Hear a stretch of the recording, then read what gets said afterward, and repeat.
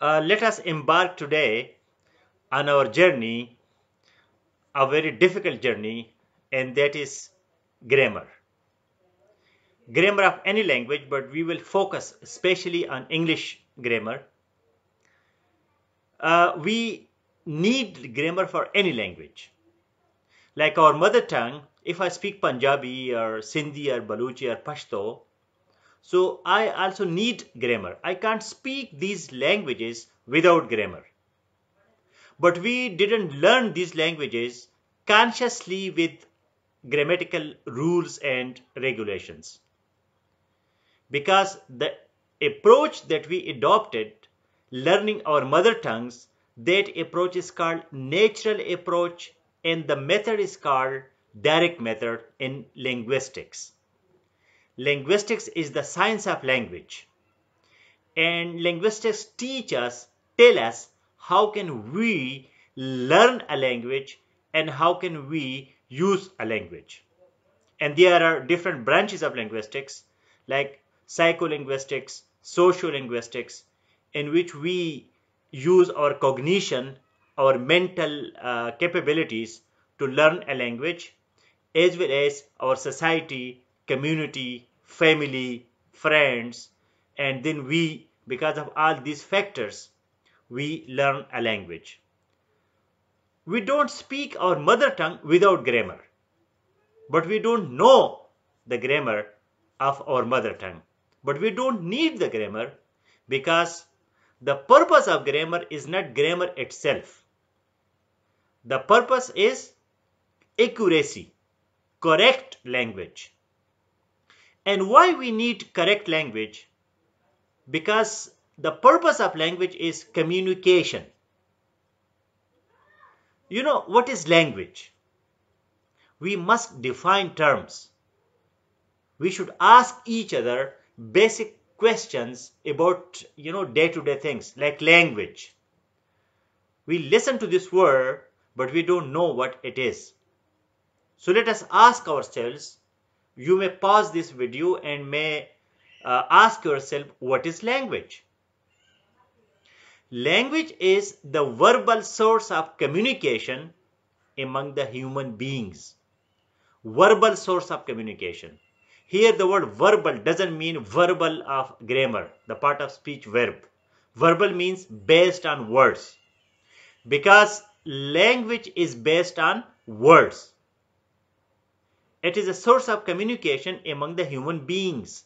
Because human beings are the only talking animals. We use words. So language is for communication. The purpose is communication, to convey the message from the sender to receiver. That is communication. So the purpose is communication. The purpose is not grammar.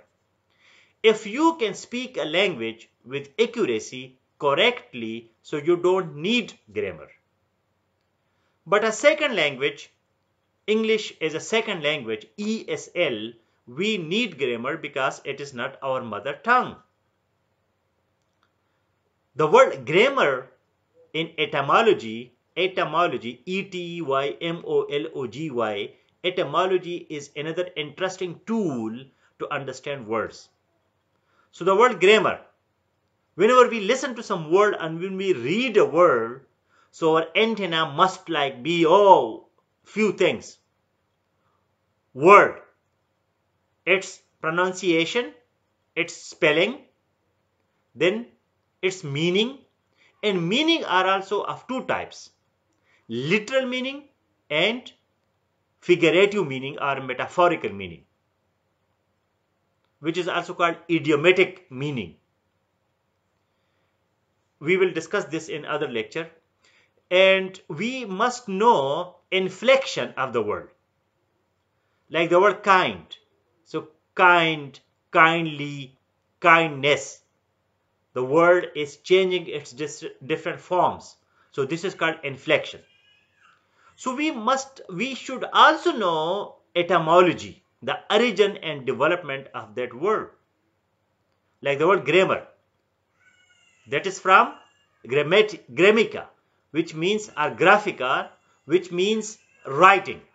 So grammar was basically for writing of natural language.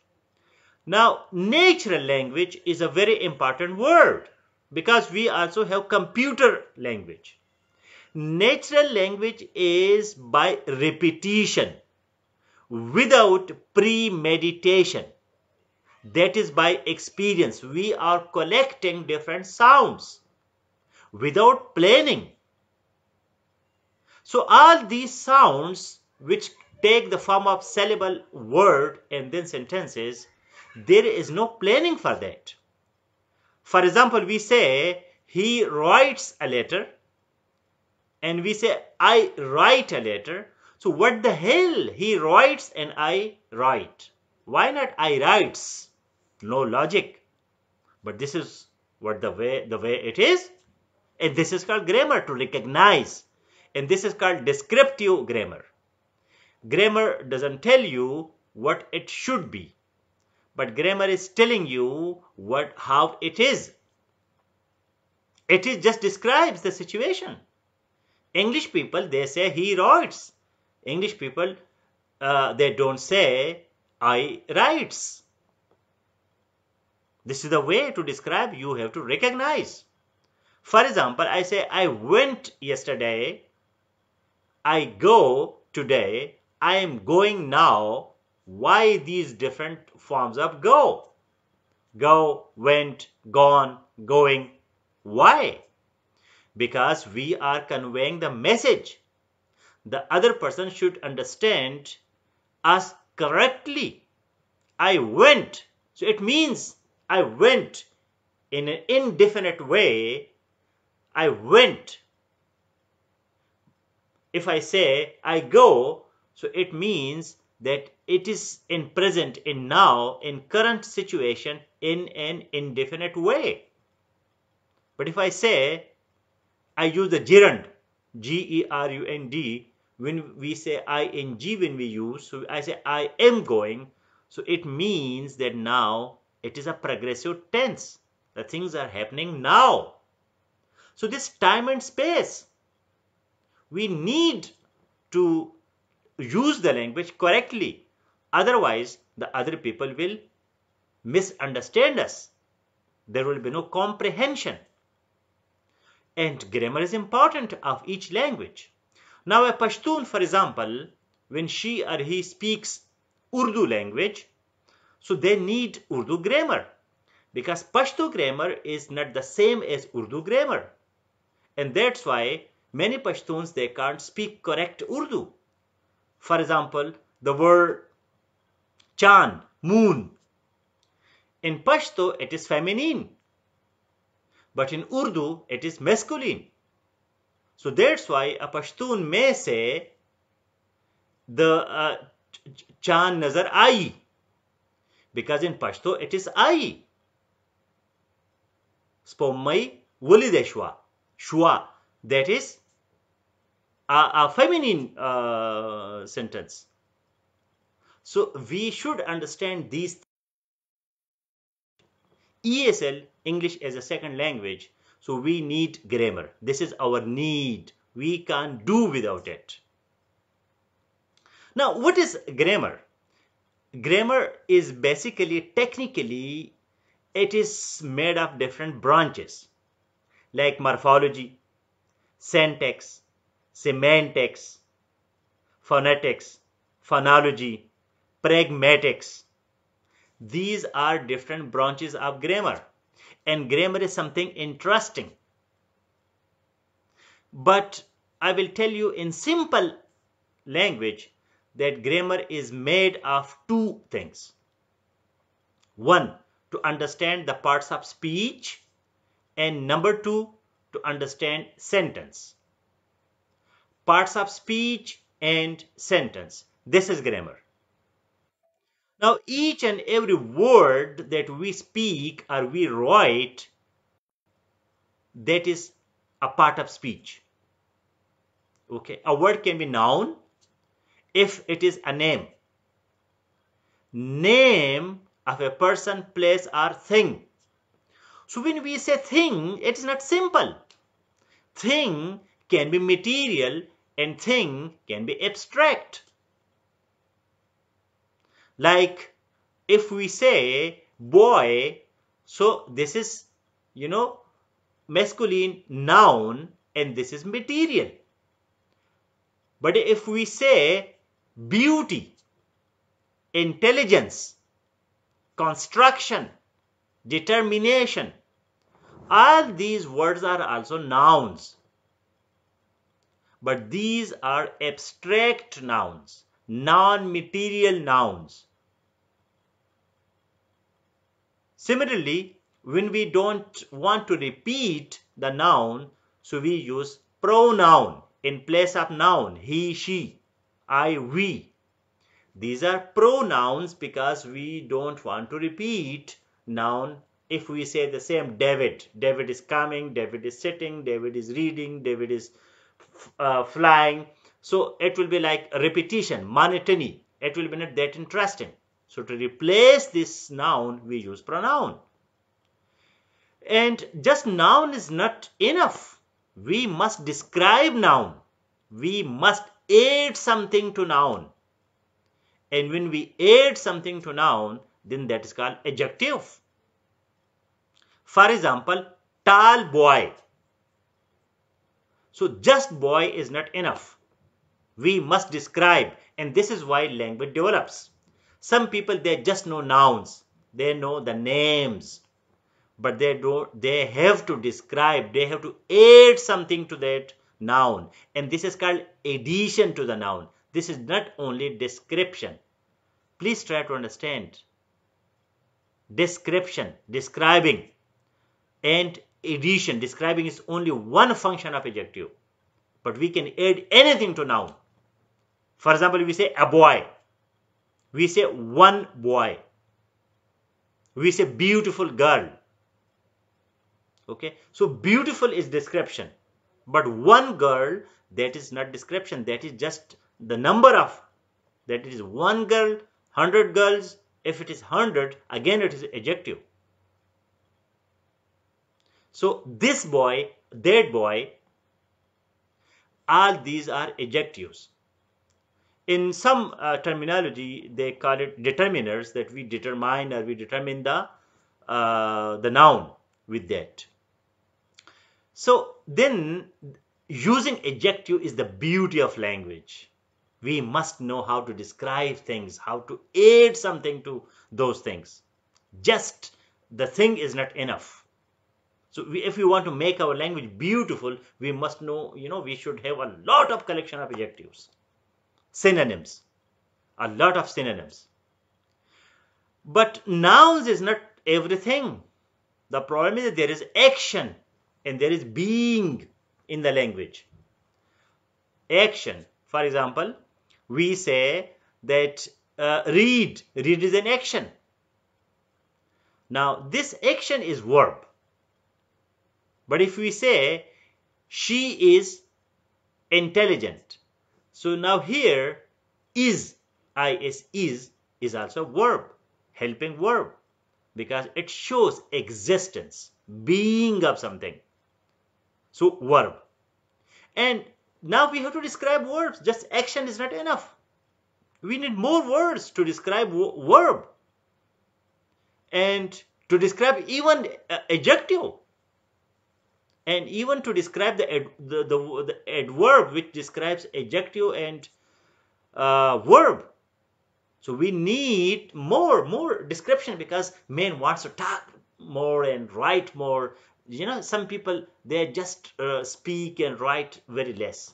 They just talk about nouns and maximum adjectives. But this is not enough. Adjective also needs to be described. And verb also say that no. For example, we say he writes a letter. So here we have he and we have write, which is a verb, and we have letter, which is a noun. But this is a very, very boring sentence. There is no beauty. How he writes the letter? So we say he writes the letter quickly. So this quickly is for the writing. And if we say the letter is impressive. So impressive is adjective. But if we say he writes the letter quickly, so the quickly is for the writing, for the verb. And if we say she is beautiful, she is gorgeous, she's pretty, so these are adjectives.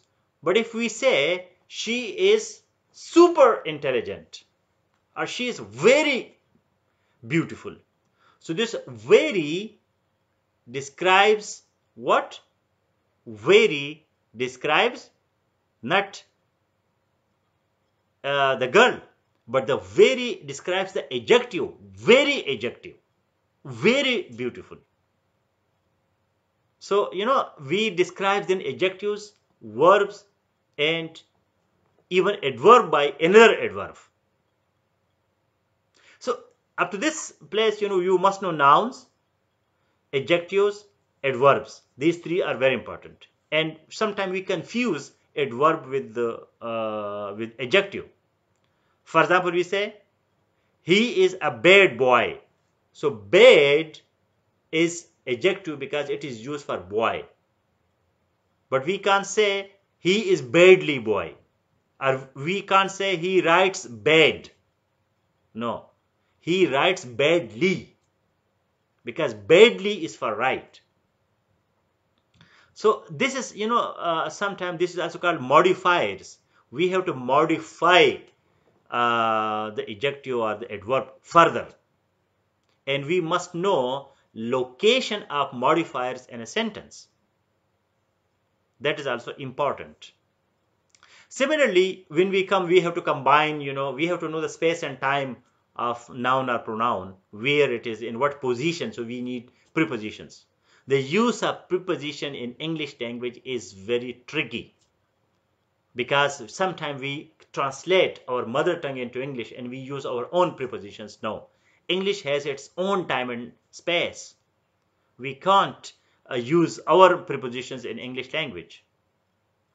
And similarly, conjunctions, when we combine, like two words or two clauses or two phrases, so then we use conjunctions.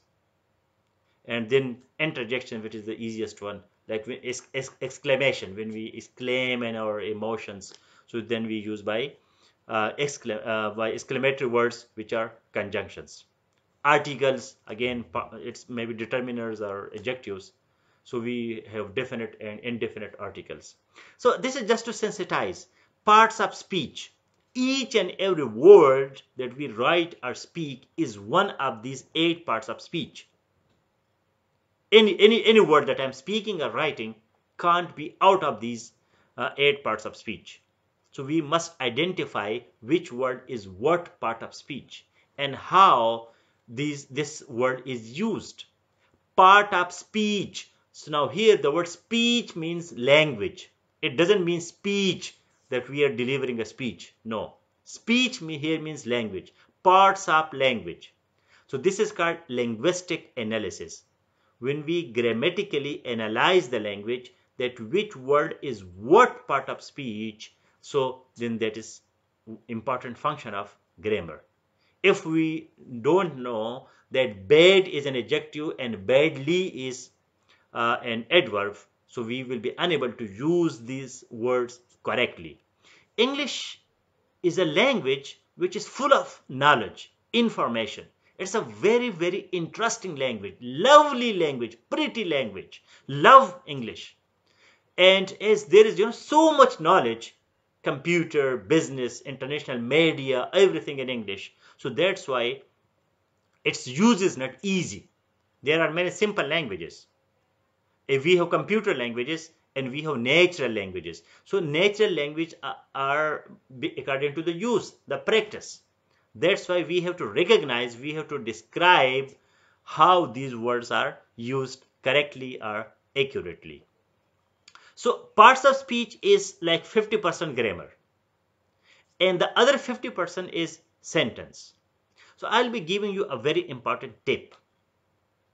Next time when you read or listen to some person, so please try that you don't focus just on the word. You also focus how these words are combined together. take sentence as a unit. So far I was telling you to take word as a new unit, but now sentence is your unit. I'm trying to make you people independent, that you don't depend on others to correct your grammatical mistakes. No, that is a very, very lopsided approach, very, very bad way. If you want to change yourself, if you want to have, full command on English language, so for that it is very, very important that you focus on your own improvement, your own critical thinking. I will speak in detail what is critical thinking. Once you become critical thinker, so you will not need, you simple, always we need guidance, but each and every person can become his or her own mentor. No need to go for these instructions and things. You inside, this is called spiritual consciousness. Once you are strong yourself, then you will need the company of other people who are strong like you, but you will be not a parasite, you will be not a dependent on others. Independence, that is very important, and interdependence can be, but not dependent. Dependency is very bad. So English grammar accuracy will make you independent. Nobody will be pointing out your small mistakes which are not important. So the second part of grammar is sentence. Now, the tip, as I said, when you read, don't read just the words. Don't look up the meaning of those words in dictionary. Also look at the sentence, how the sentence has been constructed. So this construction of sentence, that is the second part of grammar. And once you understand words and then sentence, words are parts of speech. Each and every word is a part of speech. So when you understand the parts of speech and then you understand the sentence, so grammar is finished. Now the next step is composition. Then you compose sentences. You are bringing together now sentences. But word and sentence stage, that is grammar. And I am focusing on parts of speech, not on figures of speech. Figures of speech is then the next stage, which is for composition, like using metaphors and similes and personification. That is the beauty of language. So you must be first correct and then beautiful. First you should be like, common, we are common human beings. So at least I should have my body, I should have my mind, the basics, the fundamentals. Then I can beautify. Then I can give it, value addition. We can add value to those things if we have the basic structure. So from simple towards complicated. Today, this lecture is sensitizing you on the importance of English grammar. We must know, because English grammar is very tricky. Words like lie and lay, L-I-E and L-A-Y. Think over these two words. Now lie, lay, laying, and lying. And lay. For example, when I lie, I laid things when I lie. So lie and lay, L-A-Y, these are two different things. But the same lie, L-I-E, has another meaning, which is to tell lie. So lie and L-A-Y, so it is so interesting that the second form of lie, L-I-E, lie, lay, L-A-Y, is the first form of lay, L-A-Y. And L-A-Y second form is laid, L-A-I-D. And the second form of lie, L-I-E, is lie and then laid. So these things are quite interesting. English language, each and every word is so beautiful that you will enjoy. That is gorgeous, it is so captivate you. That is so heart dissolving. Captivate you. That, bewitching, wizarding. The things are so beautiful that you will enjoy. But in trust, that is very, very important. English language is not boring. English grammar is not boring. This is the beauty of this language, that there are so many varieties. Like you say as and like. How to differentiate these two? For example, we say you are like monkey. So you use the word like. But if we say that he comes home late as he always does. So when there is a verb, so we use as. But when there is no verb in the sentence, so we use like. Both like and as, they have the same meaning, but its use that is very, very important. So we should try to focus on words and sentences. This is called grammar. When we go beyond sentence, then that is composition. So don't start from composition, start from words and sentences. So in this video, I invite you that when you write your sentences, try to write correctly, and if there is any mistake, so any friend, she or he can correct it. I will also try to contribute. From today onward, I invite all of you that you can write, comment, correct, rectify things. You can contribute openly. There is no need that you wait for me, because this is a knowledge journey and we will continue. Thank you very much.